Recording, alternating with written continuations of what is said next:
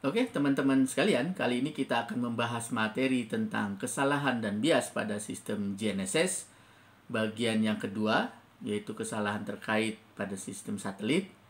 Silakan, selamat menyimak.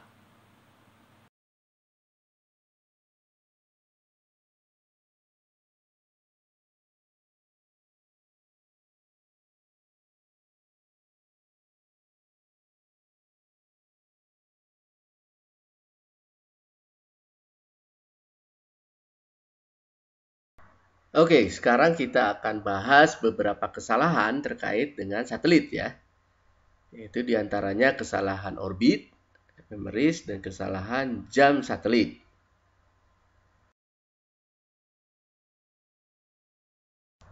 Nah, yang pertama kita akan bahas tentang kesalahan orbit ya. Nah, kesalahan orbit adalah kesalahan di mana posisi satelit yang dilaporkan oleh ephemeris satelit tidak sama dengan posisi satelit yang sebenarnya ya. Nah, ini ilustrasinya bisa dilihat. Posisi satelit yang dilaporkan di sini. Nah, padahal posisi satelit sebenarnya di sini ya. Nanti ada komponen radial, along track, dan cross track ya. Nah, ini komponen dari kesalahan orbitnya. Nah, kesalahan orbit satelit pada dasarnya disebabkan oleh 3 faktor ya. Nah, ini yang pertama, kekurang telitian pada proses perhitungan orbit satelit ya. Kemudian yang kedua, kesalahan dalam prediksi orbit untuk periode waktu setelah uploading. Dan yang ketiga, penerapan selective availability. Nah, itu hal-hal terkait kesalahan orbit. Nah, seperti tadi telah disinggung ya, bahwa efek dari kesalahan orbit pada pengamatan, itu ada komponen radial, ada komponen long track, dan komponen cross track ya. Nah, secara tipikal besar dari setiap komponen kesalahan pada orbit satelit tersebut tanpa adanya selective availability. Nah, itu untuk yang komponen radial itu sekitar 2 meter, komponen long track sekitar 5 meter, dan komponen cross track sebesar 3 meter. Ya. Nah, kalau ini adalah grafik yang menunjukkan bagaimana efek SA ya, selective availability pada kesalahan orbit ya. Ini ilustrasinya dilihat grafik pada salah satu satelit ya, PRN-21. Nah, ini ketika SA-nya masih on, nah ini kesalahan radial orbit ini bisa ratusan meter ya. Nah, beda halnya ketika SA-nya sudah off. Nah, ini relatif lebih baik ya. Hanya beberapa meter saja.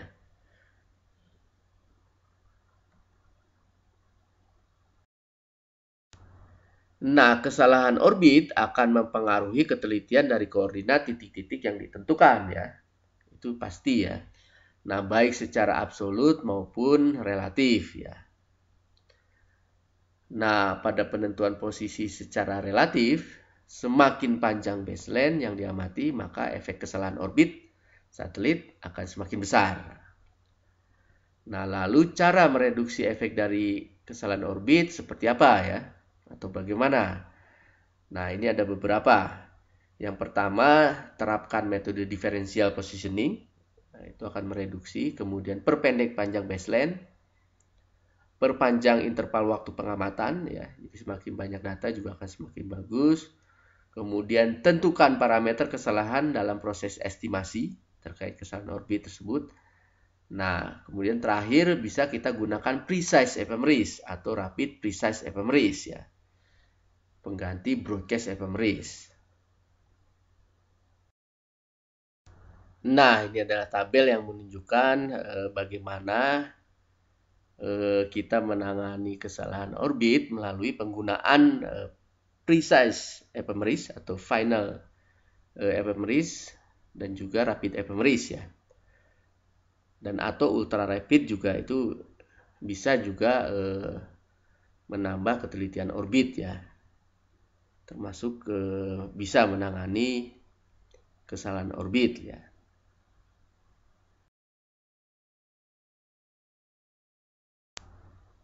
Nah, sekarang kita akan bahas masalah kesalahan jam satelit ya.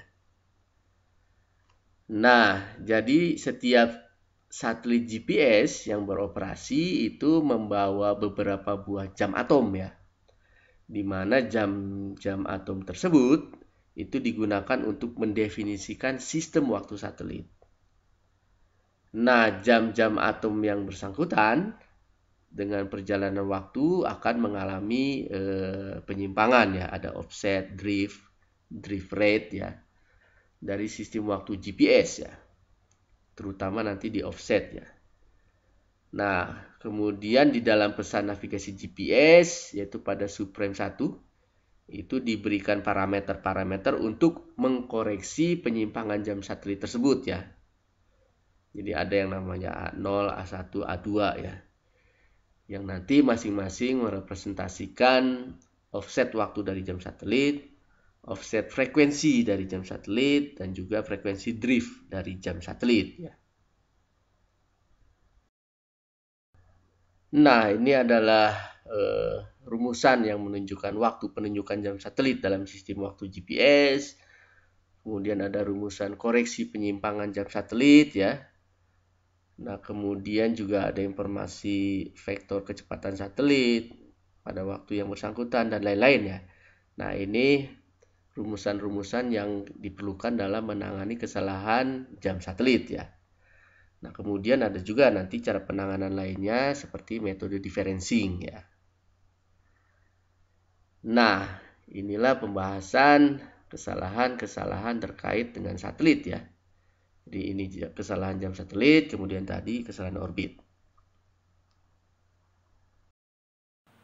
Oke, teman-teman sekalian, ini adalah akhir pembahasan materi tentang kesalahan dan bias pada sistem GNSS bagian yang kedua.